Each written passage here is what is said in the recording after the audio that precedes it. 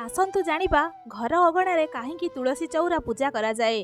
शास्त्र अनुसायी माता पार्वती अंशरे देवी वृंदा असुर कूल जन्म होइथिले। से पिला दिनरु प्रभु नारायण को पूजा करुथिले एवं नारायणकर बड़ भक्त थिले। तांकर विवाह असुरराज जलंधर सह होइथिला, जे कि भगवान शिवंक क्रोधाग्निरु जात होइथिला। कालक्रमे से एक शक्तिशाली राजा हेला। से युद्धरे देवता मानकु मध्य परास्त करुथिला। तांकर गुरु थिले असुर गुरु शुक्राचार्य, जी कि तांकु सर्वदा देवता मानक सह युद्ध करने को कहूथिले। से वृंदा को विवाह करिबा परे तांकर शक्ति द्विगुणित हो जाइथिला, कारण वृंदा थिले जने पतिव्रता नारी। तांकर पतिव्रतार शक्ति बल जलंधर को केही परास्त करि पारुनथिले। जलंधर इंद्रंक सह युद्ध करी स्वर्गर इंद्रासन अधिकार कले। तापरे से कैलाश उपरे आक्रमण कले। देवी वृंदा पतिव्रता शक्ति पाई तांकु केही भी मारी पारु नथिले, जहा फଳରେ से दिनकु दिन अधर्म करने लगिला। से कैलाश जाई देवी पार्वती उपरे कुनजर पकाइबारु महादेव जलंधर मध्य भयंकर युद्ध हेबाकु लगिला। एही युद्ध धीरे धीरे आहुरी भयंकर हेला, जहा फଳରେ स्वर्ग मर्त्य पाताल सबु दोहलिबाकु लगिला। एहा देखि सबु देवादेवी समेत प्रजापति ब्रह्मा भगवान महेश्वर आसी प्रभु नारायण को गुहारी कले। एहा परे प्रभु नारायण कहिले से जलंधर शक्ति क्षीण करने हेले तांको पत्नी वृंदांकर प्रतिव्रता व्रत नष्ट करने पड़िबो। एहा सुनी सबु देवादेवी कहिले से जणे हेउछंती सती आउ पतिव्रता नारी, से जदि अभिशाप देबे आमे भस्म होइजिबु। एहा कही समस्ते डररे मना करिदेले।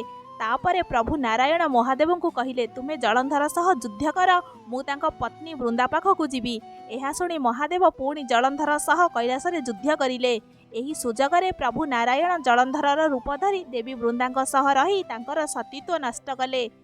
परे वृंदांकु संदेह हेबारु से कहिले तुमे किए, तुमर परिचय दियो, नहेले ए सती नारीर अभिशापरे तुमे भस्म होइजिबो। एहा सुनी प्रभु नारायण निजर स्वरूप को आसिले।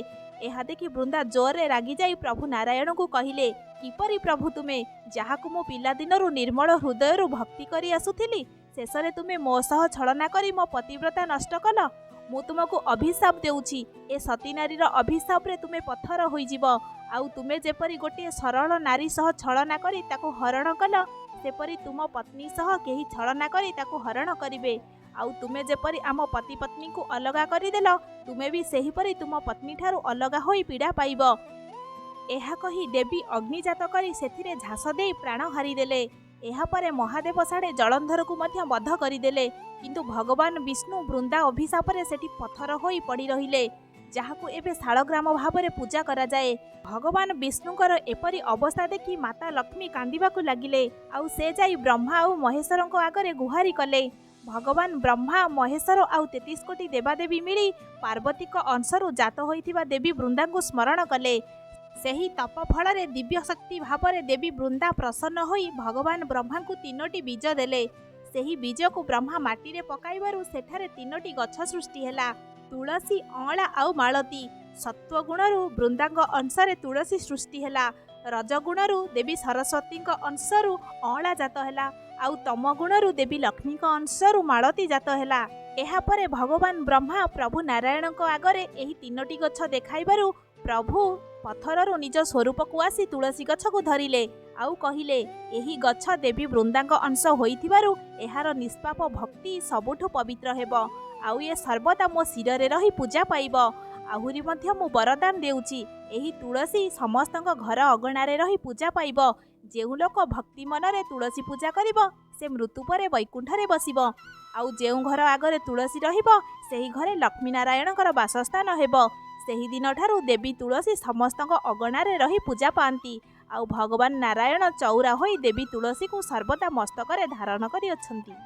आपण मानकु भिडियोटी भल लागिथिले लाइक आउ सब्सक्राइब करने को भूलिबेनी। आहुरी एपरी भिडियो देखिबाकु चाहुथिले निजर बेल आइकन टी को दबाई देबे।